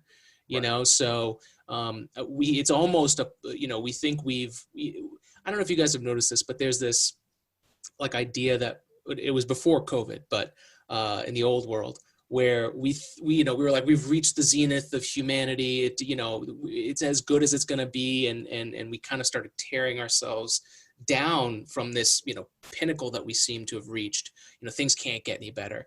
But I think that's just the plateau right before we start figuring out what we're really doing. So I'm hopeful that we've got someone who's got billions of dollars who's actually investing in something like this. Well, Alex, let me ask you, based on everybody's answer here, I do have a question, and it's more of an opinion, just to get what you guys feel on it. So, because we're kind of winding down, just quick answers on this. Since we all kind of grew up before the internet, before having all of the information available at our fingertips, which I think is, and I think we all agree, kind of what slows us down into wanting to explore or experience. What's the point of going out in the neighborhood and experiencing a whole world you've never seen before if you can look at it on your phone, almost, is kind of what I'm getting at. Whereas we went out. We went all over our own neighborhood to discover new things and learn new people. Do you think that if the technology to space travel became available, would that awaken maybe not everybody, but a lot of people to say, well, now we have something that is unknown to go and experience? I would say I hope so. My concern is, I think our big race, as we look at our cultural development, is going to be whether or not our technology turns us outwards or if it turns us inwards. Mm-hmm. And by that I mean, it's the Elon Musk pig chip that just came out. It is going to be technologically easier to allow us to put a chip in our heads and sink into virtual reality. And we're going to have holodecks. They're not going to be in the physical world. It's going to be a chip in your brain you're going to be able to dump programming into. And that technology is doable. You can do that. That is not precluded by the laws of physics. Faster than light travel might be. It is going to be technologically easier for our grandkids to put on an apparatus and escape into a virtual world than it's going to be to hop on a rocket and head to another planet in another star system. So that's what I worry about, is that our technology is going to take us inwards instead of outwards. And, I'm nervous about that. And so to your point, I hope that the modest exploration of the local solar system is going to be enough to inspire people to not plug in, in 100 years and stop looking outwards. And I think that's going to be the real competition and maybe that's where the aliens are. It's hard to build ships to travel to other stars. It's going to be relatively easy to put an apparatus on your head and sink into a virtual world. And Ian, it's absolutely fascinating to bring that up because you're looking at almost an 80-20 percentage, where you're going to have 80% of the population who's going to completely agree with you and just stay the course and go inside their own heads because they're selfish. They've created a world that they are happy with. They want comfort. Right. It's all about them.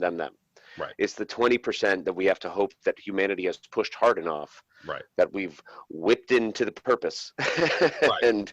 And also, I've loved the fact that you have 3 new pictures behind you this entire time. I'm sorry, I've had to say it. It's been bugging me this whole time. I don't know who they are, but I love it. Captain Janeway, that's Kate Mulgrew. That's Bill Shatner. Awesome. And that's the motion picture poster. Righteous, bro. Righteous.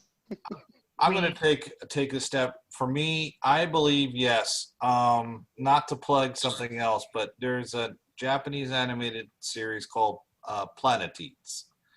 And it shows basically a world where space travel is fairly commonplace at that point.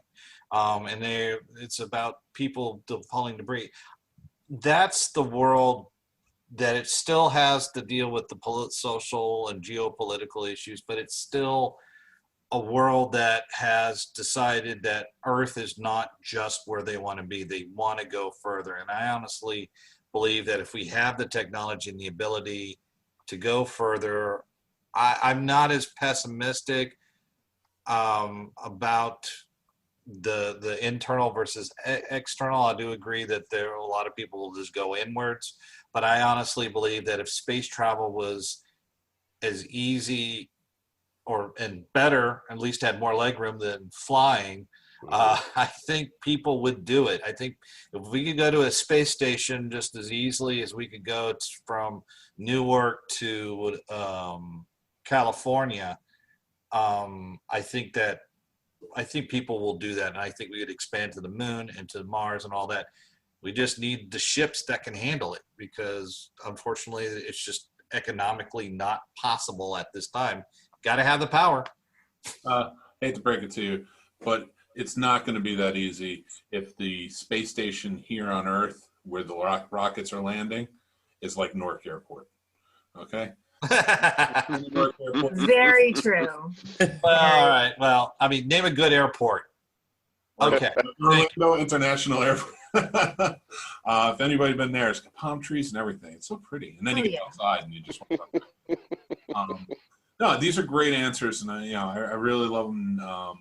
I hope, it's a hope for me that if we can create something like we've created a space force right now, which is, it's a step forward, into not I don't want to talk political side. I want to say it's from an ideal standpoint. It is a step forward. It is a step. All right. That's as far as I'm going to go. Space is a domain. It is. So if we can get to a point where it's like Starfleet, that'd be great. Or we have something like Starfleet. I will say that way. I'm hopeful that there are going to be many people who are just like, well, if I can join up with something like this and explore, I'm game. And I can give a real life example of that happening too, actually. So I don't know if you guys ever heard of the Mars One mission. Mars One was this idea, was this foundation that was going to buy a bunch of rockets, start setting up a colony on Mars, and basically crowdfund their way to send people. And it could be anybody. Because the NASA Astronaut Corps is its own special group. They're trained extremely well, but military people essentially. So Air Force. Space Force, right? You get a free lightsaber when you sign up. But the big thing that Mars One did was it sparked a conversation, and the best way I can compare it is and is what I'm hopeful for, is that human behavior that's built into us. The same thing that got those crazy people to get on a boat and come over to America is the same thing inherently that's going to make people want to go out into space. So I think there's that group of us, like you were mentioning before, the 20%. Like that's baked into the equation, and NASA's astronaut corps applicants, as the amount of applicants that have applied recently, because they're seeing space, they're seeing stuff launch more. There's a plan to actually go to the moon. People are actually getting interested, and from my perspective, because I've been paying attention to it for almost 10 years now, they were just atrophied. Our space program, NASA space program, atrophied after the space shuttle got retired, and nobody thought NASA existed. When the space shuttle died, people were asking me, what does NASA do anymore? Do they even exist? Meanwhile, they were doing all the stuff they were doing before, just nobody knew about it. So luckily, we've got all this pop culture with space. So I'm riding it into the black hole. So. Well, that's a great point, and I also I kind of want to think of it as the point, like you said, the 20% that go. So now, if we're sending 20% of Earth's population, not even like the U.S. population, Earth's population, and they're going, the other 80% are going to have lots of jobs to make those starships, if you will, and that might awaken up more of that percentage. That might, some people who are making them might say, well, this might be a cool deal to go and do this out and work on these ships out there. So, you never know. Maybe we'll lead and we'll get more of a 50-50, or it will lead me. I think in the next 400 years, the more likely outcome is going to be like The Expanse, if anybody watches The Expanse. So practical, intra-solar system. You could have written all of Star Trek in one solar system with colonies. Still would have been a great show. Expanse, Still been a great show. Yeah. The size and scale is kind of irrelevant. It's just a colony here. It's a station there. You didn't have to go in Galactus. I think we're going to at least get to The Expanse type of solar system, colonial. Once we get self-sustained off of Earth, the species almost can't go extinct, and I think that's important. Like, we owe it. If we are not alone in the universe, we are at least rare, and so we owe it to the universe and ourselves to make extinction virtually impossible. So if nothing else, the pure hubris and ego of humans. We are all encompassing, all being, all knowing, all purposeful. So we are the all everything. Right. So we just want to go do more, be better, be best. Be best. Alpha and the Omega, baby. Bingo. All right, so I want to get into a little bit more fun of something. I have a couple questions. We're gonna do it real quick. Oh, Mike, I'm not doing it naked. I told you I'm not doing it naked. No. You're wearing a perfect hoodie. You got to keep it on. And that will lead to my first question. I want to know what everybody's favorite uniform from the Star Trek universe is. I will start. I will say what Casey's wearing. The red coat, the red overcoat was my favorite. From the movies, from the original series movies, was my favorite iteration of the uniform. So, Casey, how about you? I'm going to guess you're going to go with the same? No, I'm not. I actually love the DS9, where everything was colored on top with the full black suit, and the symbol actually had changed. It was my favorite. Okay, very cool. Ian, how about you? Next Generation, when they finally landed on the Forever uniform in Next Gen. So season 3, give or take. Not the weird form fitted, the poorly draping. From the one that zipped in the back and had a weird crotch thing. No. Yeah, didn't like that. But when TNG finally stabilized on its uniform, I enjoyed that. I'll buck the trend a bit. I like Enterprise's jumpsuits. I own one. It's the easiest one to do. But very, very practical, thoughtful evolution of it. Has the NASA jumpsuit feel, but a Star Trek feel. So I respected that. Very nice. You're a maniac, Ian. I like it. I'm a madman. Nobody likes anything about Enterprise. That's the one thing. No, I love Trip, man. Trip was a great engineer. Well, I'm a Quantum Leap guy, so I had such high hopes of Scott Bakula in that role. So. Yeah, well, Scott Bakula in anything other than Quantum Leap should have warned us. So easy there. It's the writers. Just blame the writers. It's easier. Gifted actor. Hey, for someone who makes movies, yeah, it's always the writers. It truly is. Ariel, I want to know your favorite iteration uniform. well, I'm actually with Casey on this one. I think I think the DS9 uniforms were absolutely my favorite, and and the series is my favorite, so I guess that goes hand in hand. There you go. And Ariel, you're my favorite today. So there we go. Look at that. 3 for 3. All right. Matt, how about Virtual 5. For me, I'm with Ian. It's the Enterprise. This is the jumpsuits from Enterprise. I find those are the perfect utility. They made sense. Yeah, they make sense. They make absolute sense. They remind Pockets. me also, They have pockets. Yeah, exactly. Plus, I'm Air Force, so retired Air Force. So that's like, that was my everyday almost. And actually, Ariel, you'll probably get a kick out of this. They remind me of the unit suits that they used to have in the first, and like the Invasion, and then the first season of John Pertwee, the old kind of overalls before they switched back to the traditional jacket and uniforms. It also Okay. So it's that style. That's what I really like. It's functional. It makes sense. It looks good. And it's not. I'm sorry. The next gen uniforms were god awful, including Deanna Troy's. Oof. Don't even.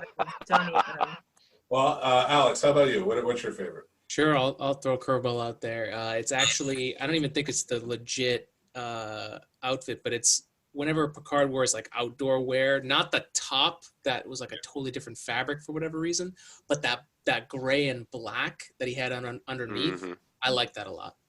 Okay, that was a cool jacket. I did like his jacket, his red jacket. Always a deep V though. If it wasn't in uniform, it's always a deep V. Right. Yeah. Well, because that's what Beverly liked, was the deep V. All right. Ghost Men. But nobody liked the cruise ship style of the motion picture. You mean the motion picture? No, good God. No.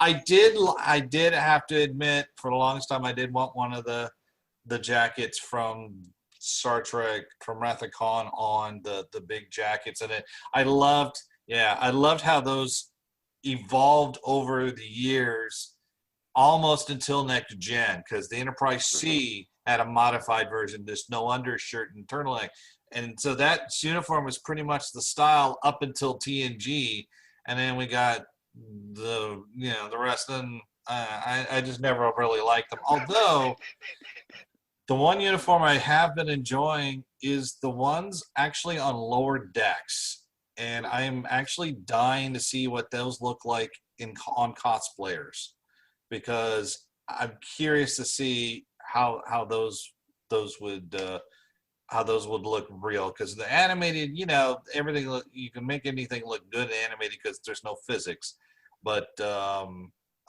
in reality, I'll be kind of curious to see what those look like, because I think those have the potential of being pretty awesome. Not as good as the Enterprise jumpsuits or the red jackets, but I think they show something similar to that variant in one of the flashback scenes in Picard, where he's the one where he puts in his resignation. When he's talking to Rafi. Yeah, you're absolutely right, Ian. Yep. I think the lower decks uniforms are based on that. Okay. Yeah. Someone vet that, but I think that's the case. Yeah. No, that's it. But yeah, I definitely like. And the motion picture ones. Oh, what the Well, we don't have to talk about that. No one's on the Love Boat. It's fine. Colored outfits. Ugh. I shouldn't have brought up much. I swear, I promise. I was just kidding. Real quick, again, we're getting to pet peeves right after this, but just quick answers. Favorite Enterprise? Go. Casey. Enterprise out of all the Enterprises. Everything ever freaking called an Enterprise, right? Not everything, just the Enterprise. Okay, the B. The B. Okay. Ian. It would have to be the Enterprise from Discovery. with Pike, the Okay. the re-envisioned one, All right, Ariel. reimagined one. I'm with Ian on this one. It's gorgeous. It is gorgeous. It feels heretical to say it, but that But- is it. But it holds the aesthetic. It makes sense. It's gorgeous. It is. Matt, how about you? Star Trek motion picture Enterprise, the refit. Mm. The nacelles is what did it for me. The nacelles and the little details in the model. That's what did it for me. Nice. Good choice. Alex, how about you? I'd have to say the Enterprise from the first of the new movies that came out. That first Enterprise, just the way that thing came in and out of warp was amazing. Very nice. Okay. Yeah, the Kelvin was Molony. I would go with personally the E. I liked when they brought it back after Generations, and it was the new ship and what it did in First Contact, and then so on. Like I thought Wouldn't that be the E? Yeah, It was the E. He said E. I said E. I thought he said D. Sorry. Yeah, because No, the D no, looks like I want the D. I want the E. They all rhyme with each other, okay? My Well, they all start with Enterprise, so whatever. sovereign class ship. So that would be where I would go with for my favorite. But I'm glad I got everybody's favorite Enterprise. That is awesome. Now I want to go pet peeves. What's your pet peeves? Let's keep it rolling a little faster. Run out of time, but I want to go with your pet peeves of Star Trek and what really bothered you. Talking about the Prime Directive. Actually, okay. I do want to hear more about that, but I'm going to go backwards because I feel like poor Alex always gets left in the last. So I'm going to get to Alex on this one first. Sure. Actually, I just saw this on a Star Trek meme because that's all my is filled with.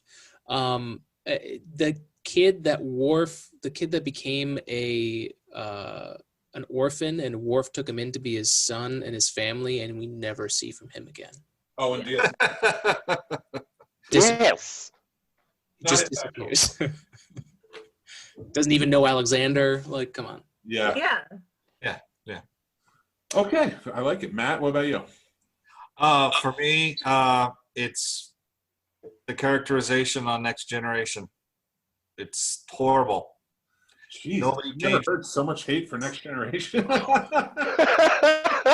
Don't get me wrong. I love Next Generation. I love episodes, but as far as character development, nobody except for maybe Worf got any development whatsoever. They stayed pretty much exactly the same from episode 1, from Encounter at Farpoint to All Good Things.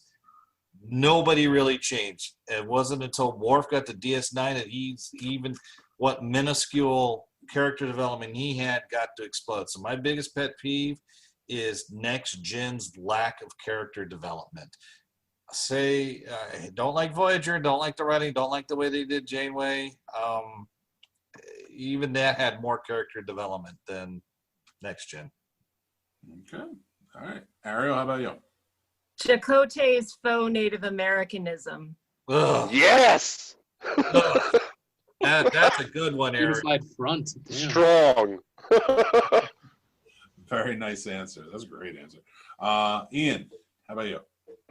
It has to be scale and distance in the space scenes. So they would always be like, oh, the enemy ship is 50,000 kilometers away. And then you would see it. It's like 50,000 kilometers you can't see anything at 50,000 kilometers. So that's why it's a pet peeve. All they had to do was say 5,000 kilometers, 100 kilometers, 10 kilometers. It was an easy fix. And that's why it's annoying to me. Enhanced screen. Yeah, but it would be like the outside shot. It'd be like they're 50,000 miles away, Captain, and there's the ship here and the ship here, and it's like that can't be 50,000 kilometers. Not right. Yeah, Ian is actually right, because when you actually, magnification, and then all of a sudden the ships, then they cut away to the wide shot, and there's the two ships, and I swear to God, they're maybe millions of miles apiece, but they look like they're about 50 feet apart, Just fix the scale. That's all they had to do. Whoever the technical writer was or the supervisor, they could put any there. Why? It doesn't make sense. And those warp numbers didn't make any sense. They tried later. Or like, what's a Class 2 probe? What is that? Better than a Class 1 probe, Is Alex. it though? Is it? Well, some things can go through different nebulas, bros. Lots of nebulas. God, you just would have thought we would have figured everything out there was to know about a nebula. Janeway would have gotten home faster if she didn't stop at every nebula. All the nebulas! Casey, how about you, buddy? What's your biggest pet peeve? Trans warp drive. Alex understands. All right, fair enough. I would say It's the fakest fake thing that ever faked on Star Trek. you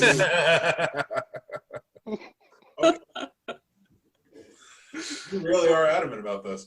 I will say this: my biggest pet peeve, I think, was when it comes to Star Trek, and you guys can correct me if I'm wrong, but the shields just never seemed consistent. Oh yeah. No, The Defiant? The Defiant goes down like with 2 hits. Because of interference, bro. Right, it was all power. It was all power. It's plot armor, so sometimes the shields are and then when you don't need plot armor, they take it away from you. Did you get those relays in? Did you relay your relays, bro? 6 in the writer's room, and therefore. To their defense, they just it's got to be hard because in some ways Star Trek is so advanced and so powerful and so godlike, and you can do anything, but then you have to make them vulnerable somehow, and so it's hard to reconcile all that. Yeah, I think they made them too powerful, too fast, too much, too soon. And it actually, if you're really methodically, especially if you're binging it nowadays, if you're methodically watching it, it drives you a little bit crazy because it's like, how can you be having this problem in this episode when in the previous one you drilled to the core of a planet and fixed its, magma pockets and stuff. Also, something I'm going to give Next Gen a lot of credit on that. They did a great job building all the time. With the warp core change, things changed, everything progressed as they grew, and then you got to Voyager and things just happened. Right. Yeah, and I will agree. So there you go, Matt. There was a characteristic change in Next Gen. Also, Geordi and Worf did wear red shirts in the first season, and then they were gold. Well, Geordi was a helmsman. Exactly. He was navigator. And then and yet Geordi still pretty much, didn't really get the girl ever. And right, because he should have never. Right. Because that's reality. I mean, Picard will fix change is that his uniform changed. I mean, well, great. He knows how to change his. I kid. But I got a soft spot for the second season. Of course, it's not it's just, I don't know. Watching awful. I think it was just terrible. Terrible. When I watched Next Gen when I was a teenager, the first 2 seasons, loved it. Then going back, watching it years later, not so much. And then, of course, I mean, no Star Trek is ever free from bad episodes, Sen. Listen, you guys just hate Dr. Plaska. That's what it comes down to. So anyway, let's finish it off with this one. I want to get everybody's opinion on this. Real quick, favorite enemy in Star Trek? It can be any era. The holodeck's lack of an off switch. If I were engineering a starship, there would be a manual, old school toggle like out of Frankenstein next to the captain's chair. Power on, power off, holodeck. So poor engineering of the holodeck safety systems on and off, that is the biggest enemy of Star Trek. Fair enough. All right. What everybody else got for me? Is it all holodeck? Q for me. I thoroughly enjoy Q. He's more of a frenemy. Maybe a villain. Still an adversary of many. Yes. What else you guys got for me? Ariel, how about you? Gold Ducat. Yeah. Oh God, brilliant. I love Marco Limo to death. Strong. I just can't. Yeah, good answer. Matt, how about you? The Dominion. Yeah. Hands down, best villain ever. Yeah. Borg right behind him, but Dominion, best villain ever. Sad they're gone, but well, they're still in the Gamma Quadrant. Yeah, but I mean, they're nowhere near what they were. But still, best villain, Dominion. You're rooting for the Dominion. The stakes were high. Casey, how about you? What's the? I would always like to say the Romulans, because they will never not be adversarial, and I think that's the best part about them. Is as much as you want to be their friends, they're never really your friends, but they're never not your friends. Good luck with that. Very good. Well, I appreciate everybody being on tonight on this panel. It's been enlightening. It's been fantastic. I've loved every minute of it. You guys have shined some light on new stuff for me when it comes to Star Trek and how much I should hate TNG seasons 1 and 2, and should hate myself for not hating it, I guess. But no, I really appreciate you guys coming on and talking with me. And this has been a fantastic discussion. Thank you all so much. And Star Trek Week does continue throughout the week, and many of you will still be guests. Tomorrow is the Scene Snobs podcast live. I'm having Joe Loud on there. He played Data on a script read. He's someone like you guys, a Trekkie himself, and he's going to be going over the world not the world of Star Trek, but like a lot of the storylines of Star Trek with me. Behind the Box, our Cult Classics podcast, is on Wednesday night live at 7:30. We will be talking the Cult of Star Trek, the Cult series of Star Trek, and we will also be doing our movie recommendation of the week analysis, which is Wrath of Khan versus Into Darkness. And then we have Rob Paints the Movies on Thursday, 7:30 p.m. live. He will be painting a very famous Trek villain, so make sure you check that out. And of course, the Friday night showcase, which some of you will be on, that is going to be filled with Trek trivia and prizes. So I am looking forward to having you guys on the show. It's going to be a good time. Bring your drinks, and we'll all just enjoy it and talk Star Trek. But thank you again. I want to thank our sponsor for tonight's show, which is Skyline Indie Film Festival. Right here, they are virtual this year because of COVID, but they are selling passes now. Go to skylineindiefilmfest.org. You can buy your passes. You can buy a full weekend pass, or you can buy certain movies that you want to watch. Check them out now and support. They're right here locally in Winchester, Virginia. And submit your films for next year as well. So thank you again to Casey, to Ian, to Ariel, to Matt, and to Alex. Thank you all so much for being on. Make sure you're checking out their shows and their films, and make sure we're re-electing Mr. Ian Lovejoy over there in Manassas. I wish I could vote for you, but I will pull for you because you are a good dude. Thank you, sir. So thank you all so much, and you guys have a great night. Thanks for joining in. Thank you. Thanks for having us. Thank you. Thank you. Pleasure. Live long and prosper. Live long and prosper. Live long and prosper.